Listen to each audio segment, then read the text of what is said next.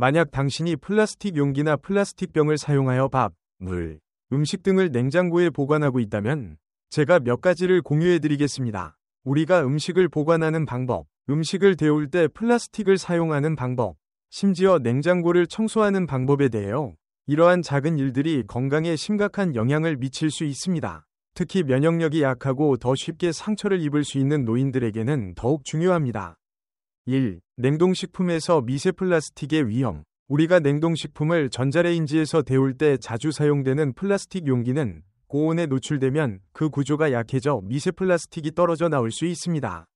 이 미세 플라스틱은 음식물에 섞여 들어가며 우리가 섭취한 후 체내에 축적될 수 있습니다. 비록 미세 플라스틱이 매우 작지만 이들이 인체에 미치는 영향은 매우 크고 심각할 수 있습니다. 특히 고령자에게는 미세 플라스틱이 더욱 위험할 수 있습니다. 냉동식품을 데우는 방법뿐만 아니라 일상적인 식품 보관에도 신경을 써야 합니다. 예를 들어 냉장고에서 음식을 오래 보관할 경우 미세 플라스틱뿐만 아니라 세균이 번식할 수 있는 환경이 될 수 있습니다. 따라서 음식물 보관 시에는 반드시 안전한 용기를 사용하고 냉장고의 온도와 청결 상태를 철저히 관리하는 것이 중요합니다. 예를 들어 냉장고에 보관한 밥을 전자레인지에 데우는 상황을 생각해 봅시다. 많은 사람들이 전자레인지에서 플라스틱 용기를 사용해 냉동밥을 데우곤 합니다. 하지만 이런 습관은 우리 몸에 미세 플라스틱이 유입되는 주요 원인이 될 수 있습니다.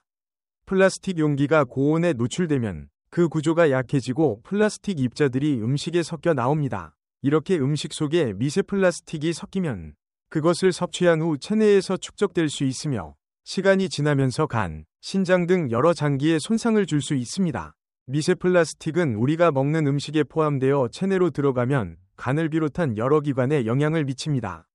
간은 미세 플라스틱을 처리하려 하지만 이 과정에서 간세포가 손상될 수 있습니다. 미세 플라스틱은 혈관을 통해 이동하여 혈전 형성을 유발하거나 장기적으로는 심혈관 질환을 유발할 수 있습니다. 이러한 위험은 고령자에게 특히 심각한데 이는 그들의 면역 체계가 젊은 사람들에 비해 약하기 때문입니다. 나이가 들수록 체내 장기들의 회복력이 떨어지기 때문에 미세 플라스틱에 의해 더 큰 피해를 입을 수 있습니다.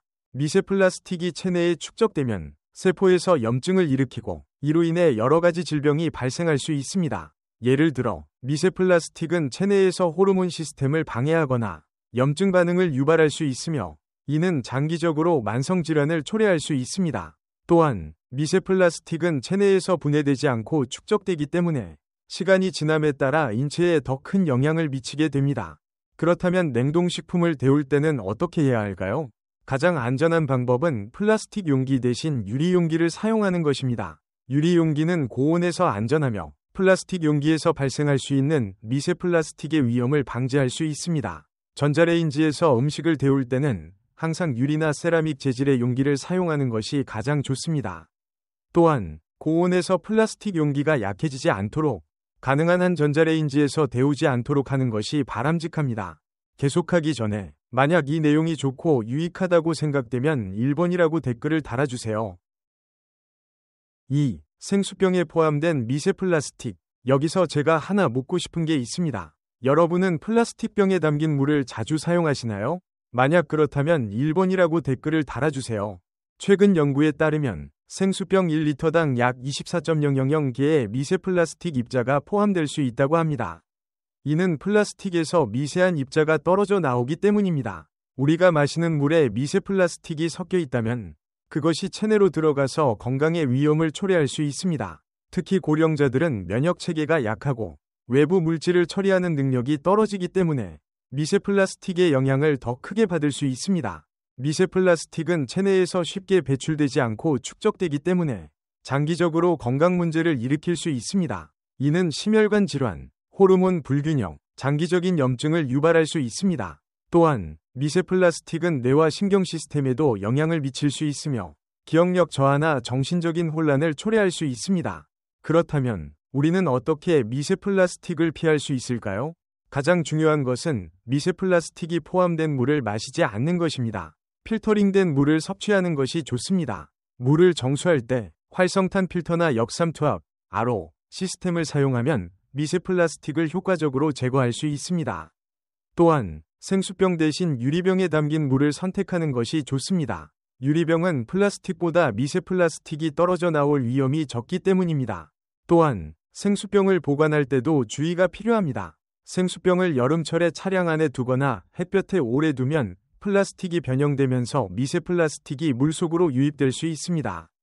따라서 물을 서늘한 곳에 보관하고 장기간 보관을 피하는 것이 좋습니다. 계속하기 전에 만약 이 내용이 좋고 유익하다고 생각되면 2번이라고 댓글을 달아주세요. 3. 즉석식품과 컵라면의 플라스틱 용기 사용. 우리가 종종 간편하게 먹는 즉석식품과 컵라면. 뜨거운 물을 부으면 몇 분 만에 맛있게 먹을 수 있어서 정말 편리하지만 이 과정에서 큰 위험이 숨어 있다는 사실을 아시나요? 많은 사람들이 즉석식품이나 컵라면을 전자레인지에 넣고 플라스틱 용기로 데우는데 이건 생각보다 위험할 수 있습니다. 플라스틱 용기는 고온에 노출되면 구조가 약해지면서 그 안에 있는 화학물질이 음식에 섞일 수 있습니다. 특히 플라스틱 용기에서 떨어져 나온 미세 플라스틱은 음식을 통해 몸에 들어가며 이는 우리의 건강에 악영향을 미칠 수 있습니다. 고령자들은 면역력이 약해 미세 플라스틱과 화학물질의 영향을 더 쉽게 받을 수 있기 때문에 특히 더 조심해야 합니다. 또한 플라스틱 용기는 고온에 노출되면 유해 화학물질을 방출할 수 있습니다. 예를 들어 비스페놀 A, BPA 같은 물질은 호르몬 불균형을 일으킬 수 있으며 장기적으로 심혈관 질환이나 당뇨병과 같은 만성 질환을 유발할 수 있습니다. 게다가 플라스틱은 물리적으로 변형되기 쉬워서 자주 전자레인지에서 사용하게 되면 점차 그 위험이 커지게 됩니다. 따라서 즉석식품이나 컵라면을 전자레인지에서 데울 때 플라스틱 용기를 사용하는 것은 피하는 것이 좋습니다. 대신 유리나 세라믹 용기를 사용하는 것이 훨씬 안전합니다. 유리 용기는 고온에 강하고 미세 플라스틱이나 유해 화학물질이 음식에 섞일 위험을 크게 줄여줍니다. 결국 즉석식품이나 컵라면을 데울 때는 편리함만을 생각하지 말고 안전도 함께 고려해야 합니다. 플라스틱 용기를 자주 사용하는 대신 유리나 세라믹 용기로 대체하면 건강을 지킬 수 있을 뿐만 아니라 음식의 맛과 품질도 유지할 수 있습니다. 작은 습관의 변화가 장기적인 건강에 큰 차이를 만들 수 있다는 사실을 기억하세요. 4. 전자레인지에서 달걀을 데우는 위험성. 많은 사람들이 전자레인지에서 달걀을 바로 데우는 경우가 있습니다. 특히 껍질을 벗기지 않은 채 달걀을 넣고 돌리면 큰 위험이 될 수 있습니다. 달걀은 외부와 내부의 온도 차이가 크기 때문에 내부의 액체 부분이 먼저 가열되며 팽창하게 됩니다. 하지만 외부 단백질 부분은 더 천천히 가열되므로 이 불균형으로 인해 달걀이 터지거나 폭발할 수 있습니다. 이 사고는 전자레인지에서 달걀을 데울 때 특히 자주 발생하며 매우 위험합니다. 이처럼 전자레인지에서 달걀을 그냥 넣고 데우는 것은 매우 위험하고 예기치 않은 사고를 초래할 수 있습니다. 따라서 달걀을 전자레인지에서 데우려면 반드시 껍질을 벗기고 미리 준비된 그릇에 담아서 덮개를 덮고 데워야 합니다. 이렇게 하면 달걀의 내용물이 고르게 가열되어 터지거나 폭발하는 위험을 줄일 수 있습니다. 또한 전자레인지에서 달걀을 데우는 대신 달걀을 삶거나 찌는 방법이 훨씬 안전하고 건강에도 좋습니다. 삶은 달걀은 영양소를 최대한 보존할 수 있으며 전자레인지에서 발생할 수 있는 유해 화학 물질이나 미세 플라스틱과의 접촉을 피할 수 있습니다. 특히 고령자들에게는 안전한 조리 방법이 더 중요하므로 이러한 간단한 조리 방법을 선택하는 것이 건강을 지키는 데 도움이 됩니다. 5. 전자레인지와 비타민 C의 파괴.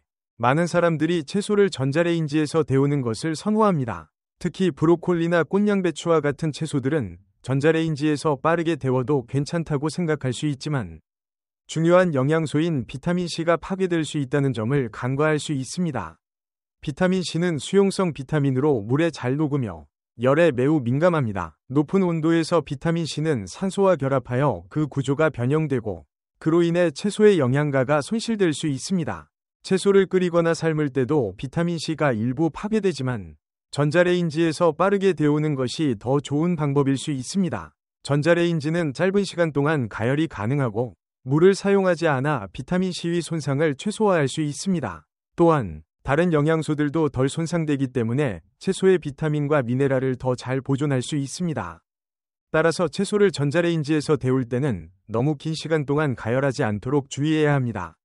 또한 가능한 한 물을 사용하지 않고 가급적이면 덮개를 덮고 데우는 것이 좋습니다. 이렇게 하면 채소의 영양소가 최대한 보존되며 건강에도 더 좋은 영향을 미칠 수 있습니다. 비타민C가 풍부한 채소들은 면역력 강화에 도움이 되므로 이를 잘 보존하는 방법을 찾아야 합니다. 예를 들어 브로콜리나 시금치, 파슬리 등은 비타민C가 많이 포함되어 있으며 전자레인지에서 빠르게 데우는 방식이 더 적합합니다. 이렇게 하면 비타민C의 손실을 최소화하면서도 빠르게 건강한 식사를 준비할 수 있습니다. 결론적으로 전자레인지에서 채소를 데울 때는 짧은 시간 동안 물을 사용하지 않고 덮개를 덮어서 데우는 것이 가장 좋은 방법입니다. 비타민C와 같은 중요한 영양소를 지키기 위해서는 이와 같은 방법을 적용하는 것이 매우 중요합니다. 6. 냉장고에서 음식물 보관의 위험성. 냉장고는 우리 생활에서 필수적인 가전제품이지만 냉장고를 잘못 사용하면 오히려 음식물이 상하고 건강에 해로울 수 있습니다. 많은 사람들이 음식을 냉장고에 보관한다고 해서 그것이 안전하게 오래 보관된다고 생각하지만 냉장고 내부의 온도나 보관 방법이 잘못되면 오히려 세균이 번식할 수 있는 환경을 만들 수 있습니다. 우리가 냉장고에 보관하는 음식 중 특히 단백질이 풍부한 고기나 유제품은 쉽게 상할 수 있습니다. 예를 들어 고기나 치즈, 유제품은 냉장고에 보관해도 하루 이틀이 지나면 이미 상할 수 있으며 냄새나 색이 변하는 등 눈에 띄게 변질되기 시작합니다. 특히 고온에서 보관된 음식은 세균이 급격히 자랄 수 있기 때문에 냉장고에 바로 넣는 것만으로는 충분하지 않습니다. 만약 음식물의 양이 많거나 여러 번 열고 닫은 경우 온도가 일정하게 유지되지 않아 세균이 자랄 수 있습니다.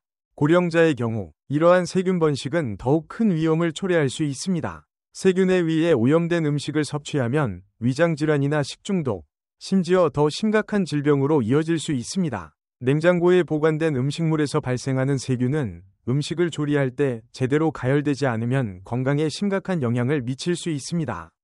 따라서 냉장고에 음식을 보관할 때는 몇 가지 주의사항이 필요합니다.